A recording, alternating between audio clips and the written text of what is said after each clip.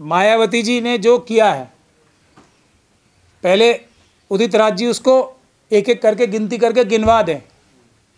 मना कर रहे हैं, कुछ नहीं, मैं यही तो कह रहा हूँ ना, उन्होंने क्या क्या किया है और नहीं किया है वो गिनवा दें। अगर वो गिन लें और वो पढ़ के सुना दें, उसके बाद बोलें उनके बारे में कुछ भी अपशब्द, तब मैं उन्हें मान जाऊंगा उन्होंने किया क्या क्या है। ये लीडर है दलितों के। नहीं, इंटरनेशनल होंगे, लेकिन मायावती जी का दिखा तो दे क्या मिरेकल किया उन्होंने। काशीराम जी के साथ मिल के मायावती जी ने क्या चमत्कार किया है। इज्जत और मान, इसकी कोई कीमत नहीं होती, जो उदित राज जी शायद समझ नहीं पाएंगे कभी। इज्जत और मान दिया है, चाहे कुछ भी हो या नहीं हो। देखिए, बहुत सारी चीज़ें हैं जो मायावती जी के बारे में बोली जा सकती हैं, मैं भी बोल सकता हूं, लेकिन मैं जान के नहीं बोलता हूं। जो इज्जत और सम्मान जो सबसे कमज़ोर वर्ग को दिया है, वो मायावती जी उसकी फ्लेम है, सबसे ऊपर है। अब वो जो उन्होंने कर दिया ना, वही इतना है कि अब पहले कोई उनके बराबर पहुंच के दिखाए जब बात होगी। ये देश के टुकड़े ना होते, अगर बाबा साहब डॉक्टर भीमराव अंबेडकर को प्रधानमंत्री बना देते ना, तो ये देश बढ़ता नहीं, क्योंकि उनके ऊपर सबको विश्वास था, सबको, कुछ लोगों को छोड़ के, मतलब मनुवादी मानसिकता के आरएसएस के लोगों को छोड़ के सबको उनके ऊपर विश्वास था। किसी ने मेहनत नहीं की, अकेले उन्होंने मेहनत की है। बहुत लोग बकवास करते हैं ना कि ये यहाँ से उठा लिया, वो वहाँ से उठवा लिया। जो रूह आत्मा बाबा साहब ने, जाके वो टाइपराइटर देख लो, रात रात भर जाग कर सेहत खराब करके इतनी कम उम्र में जो उनकी डेथ हुई, क्यों? क्योंकि वो बोलते थे मेरा समाज सो रहा है, इसीलिए मुझे जागना पड़ता है। ये देश के ऊपर, देश के जो कमज़ोर वर्ग है ना, उनकी आवाज़ पे बने बाबा साहब, किसी के एहसान से नहीं बने। किसी और का मानता ही कौन? कानून मंत्री बनाया था ना कांग्रेस। बनाया, किसी को आता था चलाना? बताओ मुझे। कानून मंत्री तो नज़र आता है, जो देखने में नज़र आ रहा है। फाइनेंस पॉलिसी, पावर पॉलिसी, ये इरिगेशन पॉलिसी, क्या क्या किसी को आता था उनके बराबर? किसी को आता था उनके बराबर? कांग्रेस तो बड़ा एहसान जताती है ना। मैं तो कह ही रहा हूँ। अब देखिए, मैं तो सीधी सीधी बात करता हूँ। अब आप लोगों को एक छोटा सा एग्जांपल देके मैं समझा देता हूँ।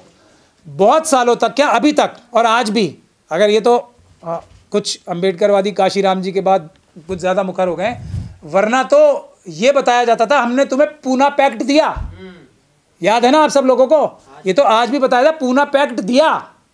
मतलब पूना पैक्ट दिया का मतलब क्या है?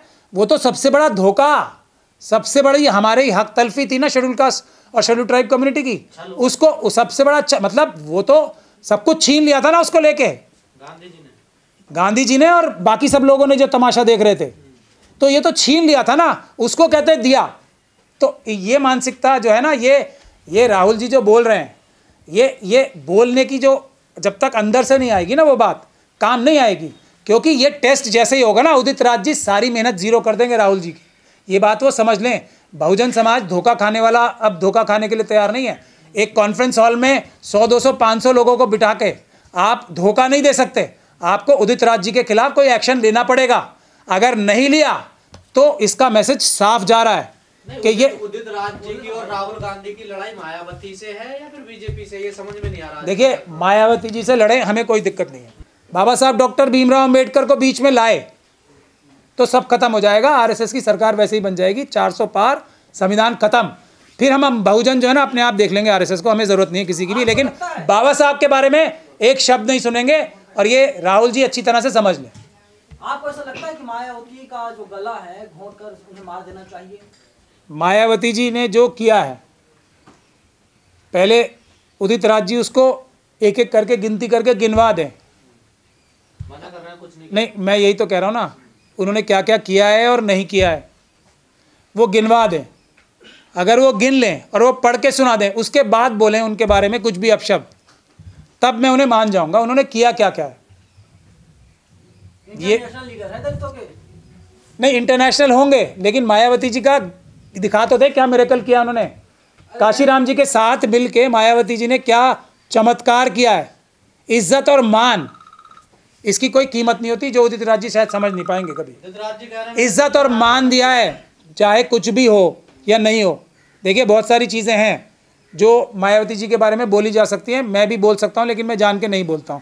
जो इज्जत और सम्मान जो सबसे कमज़ोर वर्ग को दिया है, वो मायावती जी उसकी फ्लेम है, सबसे ऊपर है।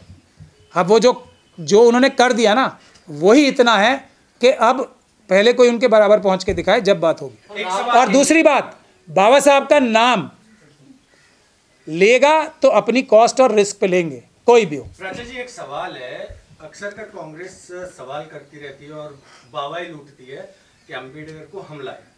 बाबा साहब के अलावा भी इस देश में मेरे ख्याल से उस वक्त 17.5% तो शेड्यूल कास्ट कम्युनिटी के लोग थे ही।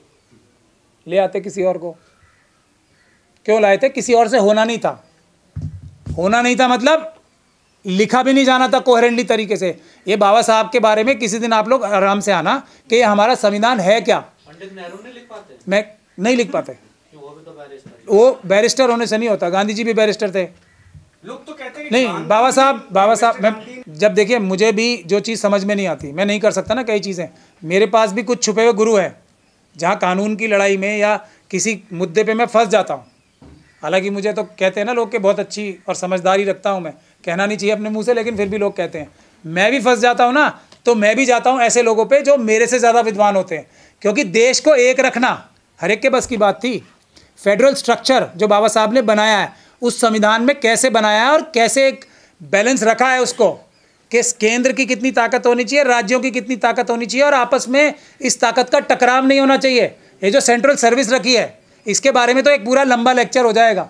ये किसी को आज तक समझ में नहीं आ रहा है। वो बना गए, हम लोग आंखें बंद करके ये सेक्शन हम आर्टिकल पढ़ लेते हैं, उसका मतलब समझने के लिए तो बहुत टाइम लगता है कि इस आर्टिकल की वजह से वहाँ बचाव हो रहा है और उस आर्टिकल की वजह से वहाँ बचाव हो रहा है, तब हमारा देश चल रहा है। देश नहीं चला पाते अगर बाबा साहब ये संविधान नहीं बना पाते। ये तो बड़ा आसानी से कह देना है कि यहाँ से उठा लाए, वहाँ से उठा लाए। आर्टिकल 14 हर एक को, किसमें जरूरत थी ये कहने की कि एक वोट का अधिकार सबको देंगे?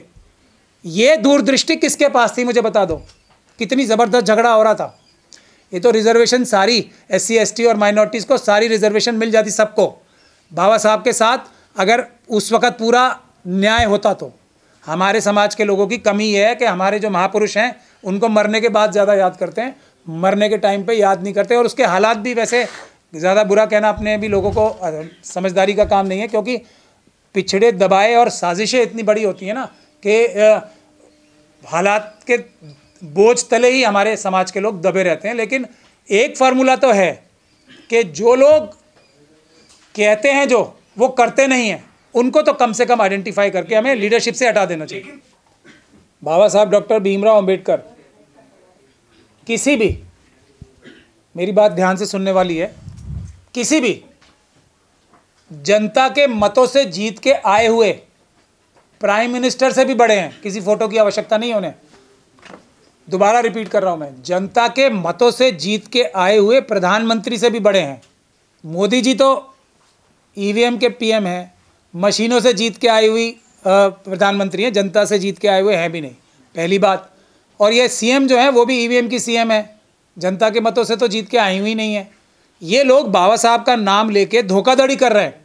हमारी पॉलिटिकल पार्टीज़ आज कुछ ज़्यादा कुछ कम बाबा साहब की फ़ोटो का इस्तेमाल करके, भगत सिंह साहब की फ़ोटो का इस्तेमाल करके, हमारे महापुरुषों की फ़ोटो का इस्तेमाल करके लोगों को धोखाधड़ी करने के लिए इस्तेमाल कर रहे हैं। कुछ ज़्यादा कुछ कम।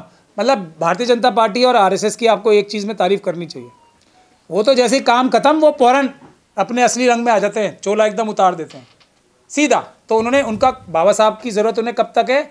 जब तक बाबा साहब की फ़ोटो दिखा के लोगों को धोखाधड़ी करने के, वोट लेने की कोशिश करनी है। जैसे ही वो काम खत्म वैसे ही खत्म। जैसे ही अब चुनाव कोई भी नज़दीक आएगा, बाबा साहब की फ़ोटो ले लेंगे। इस मामले में तो कम से कम बीजेपी की तारीफ़ करनी चाहिए कि वो कोई इससे मतलब झूठ इतना ज़्यादा नहीं बोलते, समय पे बोलते हैं और फिर वो साफ अपनी असलियत पे आ जाते हैं। अम्बेडकर तस्वीर जो हटाया गया है, क्या मैसेज देने की कोशिश है? जो अमित शाह जी ने दिया था क्या कि हम बाबा साहब डॉक्टर भीमराव अंबेडकर से नफरत करते हैं, वही हैं जो हमारे रास्ते में मनुस्मृति को लागू करने की सबसे बड़ा रोड़ा है। सबसे बड़ा रोड़ा अगर कोई है मनुस्मृति को लागू करने से, RSS की जो मन में जो इच्छा है, जिसके लिए वो बने ही हैं मनुस्मृति लागू करने के लिए, उसके बीच में कोई भी सबसे बड़ा, आज भी जब वो नहीं है, सबसे बड़ा रोड़ा है तो वो बाबा साहब डॉक्टर भीमराव अंबेडकर ही तो हैं और उनके फॉलोअर्स। तो उनको तो एक ही तो लड़ाई है, जिस दिन बाबा साहब को उन्होंने हटा दिया। इतनी नफरत तो उनके मन में हमेशा से रहनी भी चाहिए और रहेगी भी, क्योंकि बाबा साहब ही हैं जिन्होंने मनुस्मृति जलाई थी और उसके बाद उसका जो रिवर्स है, डॉक्टर भीमराव अंबेडकर ने मनुस्मृति का जो उल्टा है भारत का संविधान लाया था। साथ में भगत सिंह की भी तस्वीरें हटाई गई हैं। अब जब बाबा साहब की हटा दी तो भगत सिंह को तो क्या ही समझेंगे, वो भगत सिंह को कैसे समझेंगे? जो बाबा साहब को नहीं समझ रहा वो भगत सिंह को कैसे समझेंगे? ये लोग बार बार कोशिश क्यों करते हैं अम्बेडकर को दफनाने की तस्वीर के अंदर? ये इसलिए आती है कि अम्बेडकरवादी भी जो हैं हमारे बीच के अंदर भी दिखाने के ज़्यादा हो गए और सच के कम हो गए। यही बात है ना, जो आंदोलनकारी थे आज कहाँ हैं? सब एसी कमरों में बैठे हैं ना, बाबा साहब की फ़ोटो की बेइज्जती हो रही है। जो पार्लियामेंट स्ट्रीट थाने में, मैं इसीलिए पूछ रहा हूँ ना आप लोगों से, 2018 में बाबा साहब की फ़ोटो और भारत का संविधान जलाया गया था। कितने लोग फॉलो कर रहे हैं उस केस को? पटियाला हाउस में चल रहा है, हर महीने 3 से 4 तारीखें पड़ती हैं, कोई शक्ल दिखाने भी नहीं आता है, सिवाय जो हम कुछ वकील हैं और जिन लोगों ने कंप्लेंट की है उन लोगों के अलावा। तो और बाबा साहब का नाम लेके सब लोग ज़मीन से आसमान तक ज़रूर पहुंच जाते हैं। ये लोग भी किसी ना किसी हद तक अपराधी हैं, इन लोगों की ताकत बढ़ाने में के अपराधी हैं ये लोग, क्योंकि हम लोगों का करंट बार बार चेक करते हैं ना। जैसे अमित शाह जी ने करंट चेक किया था, जनता एकदम खड़ी हो गई, नेताओं ने कोई रिस्पॉन्स नहीं दिया था। हमने तो बदलिया साहब के साथ जाके, बदलिया साहब ने कंप्लेंट कराई थी ना, कितने लोग बदलिया साहब का साथ देने आ गए हैं, बड़े बड़े नेता जो बाबा साहब के नाम पे नेता बने। इसमें करवाएं कोई मुकदमा, कोई FIR रेखा गुप्ता जी के ऊपर? नहीं, ये तो हमें, देखिए मैं तो इस बात को बिल्कुल भी बुरा नहीं मान रहा हूँ। उन्होंने बता दिया ना, बाबा साहब से हमारा कोई लेना देना नहीं है, हमने इस्तेमाल किया, हटा दिया। वो अपने लीडर्स की लगाए ना, और बहुजन समाज के लोग देखें और अपने आप पछताएं। ये देखो क्या हो रहा है। खट्टर समाज से आने वाले रामराज बोल रहे हैं कि कांग्रेस ने मौका दिया अम्बेडकर को ना, अम्बेडकर क्या चीज किसी नाली में पड़े हुए होते हैं। अब मैं किसी के ऊपर टिप्पणी नहीं करना चाहता, लेकिन मानसिकता ये जो है ना, बाबा साहब डॉक्टर भीमराव अंबेडकर को समझने के लिए भी दिमाग बड़ा चाहिए पहले तो। अब बहुत लोगों के पास है, बहुत लोगों के पास नहीं है, बहुत लोगों के ऊपर दबाव है कि तुम्हें अटैक करना है बाबा साहब के ऊपर। लेकिन ये लोग ये नहीं समझ रहे कि ये सब पॉलिटिकल पार्टी सिर्फ बाबा साहब का नाम लेके बच रही हैं, कोई भी, चाहे कांग्रेस हो या दूसरी पॉलिटिकल पार्टीज। वरना RSS के सामने सिर्फ बाबा साहब की फ़ोटो है और उनका संविधान। ये इसी लोकसभा के चुनाव ने दिखा दिया है। मशीनों को भी हराया हमारे लोगों ने, अम्बेडकरवादियों ने। किसी पार्टी में दम नहीं है आज की तारीख में, जो स्थिति है किसी पार्टी में इतना दम नहीं है, बाबा साहब के नाम की वजह से ही है। अब ये लोग खुद ही हारागिरी कर रहे हैं या RSS से पैसे लेके ये काम कर रहे हैं, मुझे तो समझ में नहीं आता। जो उदित राज जी ने बोला है, क्या उन्होंने ये RSS से पैसे लेके बोला है या BJP में वापस वो जाना चाहते हैं? क्या चाहते क्या हैं? बाबा साहब के बारे में ऐसा बोलेंगे, बाबा साहब की विद्वता की, ये तो हमें एहसान मानना चाहिए सबका। ये वो नहीं है, वो सबसे बड़ा ब्रेन थे, पूरे देश में बगावत हो जाती बाबा साहब के अलावा कोई, ये समझ लें सब, पूरे देश में बगावत हो जाती। बाबा साहब के अलावा किसी पे विश्वास नहीं था। चुनाव तो साजिश करके हरा सकते हो, किसने जिताया था बाबा साहब को? रास्ता किसने साफ किया था? कितनी लड़ाई झगड़े में भी मुस्लिम समाज ने